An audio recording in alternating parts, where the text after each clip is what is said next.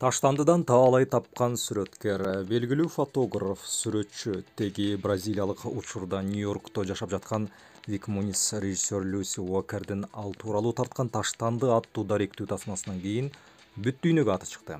Бул тасма Оскар сыйлыгына номинацияланган. Жакыр үй бүлөдөн чыккан Мунис 18 жашында мушташып жаткандарга арачы боло коем деп кокусунан жан башына ок жеп, ооз басырык үчүн ок аткан байбачы ага бир топ акча карматат.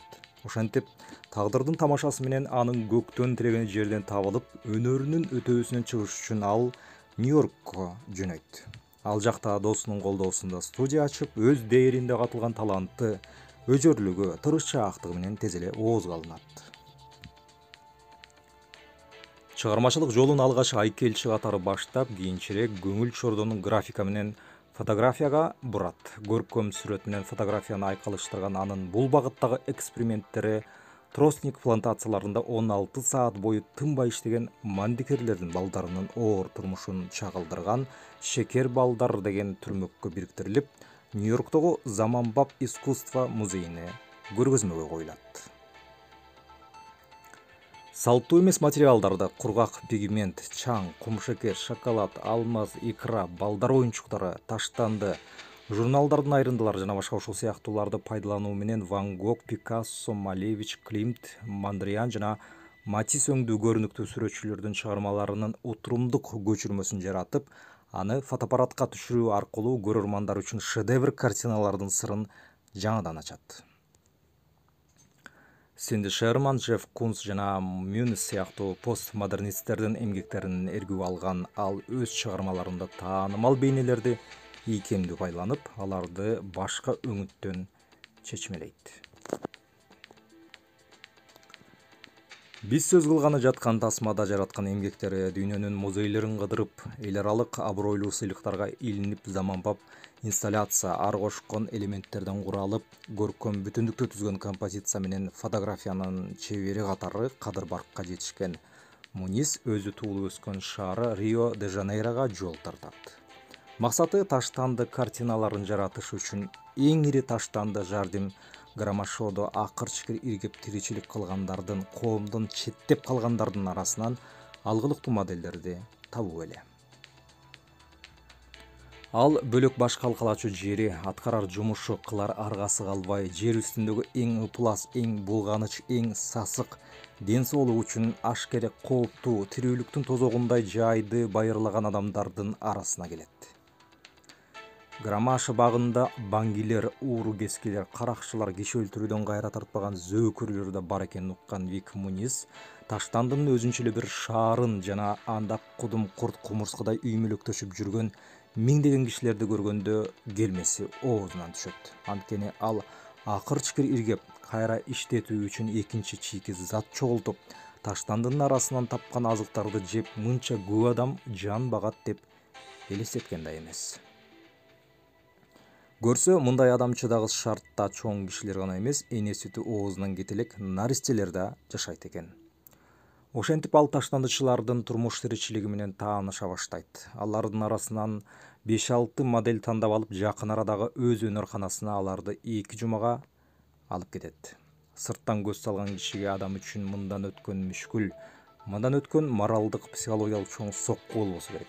Бирок Кудайдын каарына калгандай мындай каргашалуу жерге аргасыздык айдап келгенине карабай, алардын эч кимиси алгач өз тагдырларына анча наалыганы байкалбайт. Ушунусуна да шүгүрчүлүк кылгандай кеп салышат. Атасы таштап кетип, 7 жашында буякка апасын ээрчип келген 18-деги 2 балалуу Сулем баңгизат сатканга же көчөдө сойкулук кылганга караганда мында иштеген жакшы эмеспи, дейт. Ал эми 99 али 100 эмес деген өзүнүн өзгөчө философиялык түшүнүгү менен жашаган таштандычылардын башчысы Уолтер тескерисинче таштандычы экенине сыймыктанат. Себеби анын кишилери жылына 100 миңдеген тонна акыр-чыкырды иргеп алып, жер кыртышын, сууну, абаны кеңири маанинде алганда бүтүндөй планетаны ашыкча уулануудан сактайт. Тасма даректүү болгондугуна карабай, таланттуу режиссер ар бир каарманын бизге кудум көркөм чыгармадагыдай кылдаттык менен тааныштырып отурат. Натыйжада алардын ар биринин өтмүшүнөн кабардар болобуз, ар биринин жан дүйнөсү ачылат. үмүт тилеги, ой кыялы белгилүү болот. Балдарды жакшы көргөн Сүлем бала бакчада иштегиси келсе, китепти өзгөчө кастарлап таштандыдан 3000 китеп жыйган Замбия келечекте чоң китепкана ачууну максат кылат. Ал эми Макиавелли менен Ницшени туу тутуп, элдин досу деген атакка ээ болгон Якобинчи Жан-Поль Маратка окшошсу келген Тиао алдыда таштандыны кайра иштетүүчү чоң ишканаларды курууну, өз тагдырлаштарынын социалдык маселелерин чечүүнү көздөйт. Бир сөз менен айтканда, адам санынан чыгып калгандардын дээрлик көпчүлүгү чынчыл, түз, ыйман ынсаптуу экендигине күбө болобуз. Кедейлик уят эмес, ал эми бай жана атактуу болуп туруп, абийирден куржалак калуу уят, дейт Уолтер. Тилекке каршы Уолтер айткан уятсыздар бүгүн дүйнөнү чегирткедей каптап баратат. Вик Мунис студияга келгендерди тек модель катары эле пайдаланбай, алардын ар бирин чыгармачылыгына жегердүү катыштырат. Тактап айтканда, алар сүрөткердин жетегинде таштандыдан өз көркөм бейнелерин өздөрү жаратат. Болгону 2 жумага жетип жетпеген убакта алардын жан дүйнөсүндө, аң сезиминде чоң өзгөрүү жүрөт. Алардын ар биринде Горький айткандай адамдык улуу, сыймык улуу сезим ойгонот. Алардын ар бири буга чейин өздөрүн чүнчүтүп, чөктүрүп, басынтып келген өксүк комплекстеринен арылат.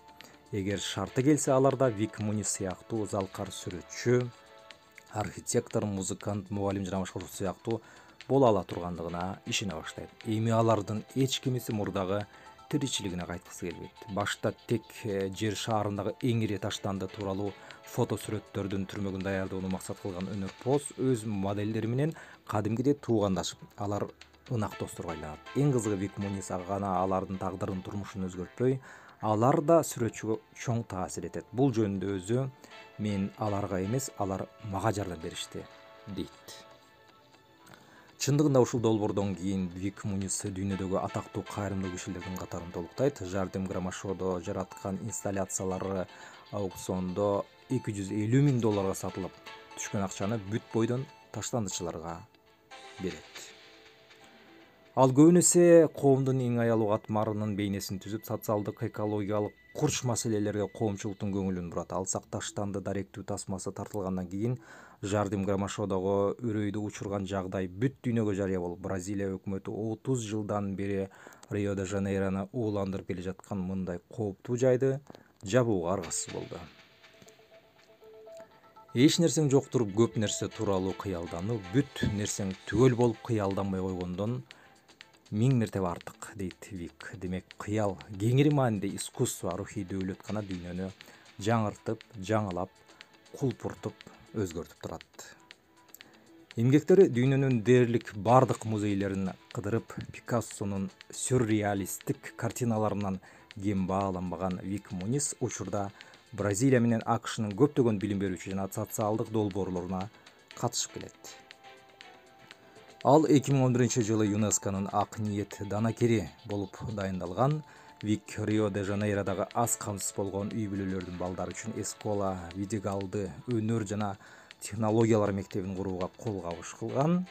Ал эми 2015-жылы Гейтс фондунун өмүрдү сактоо өнөрү деп аталган ири долбооруна өзүнүн колониялар долбоору менен катышкан.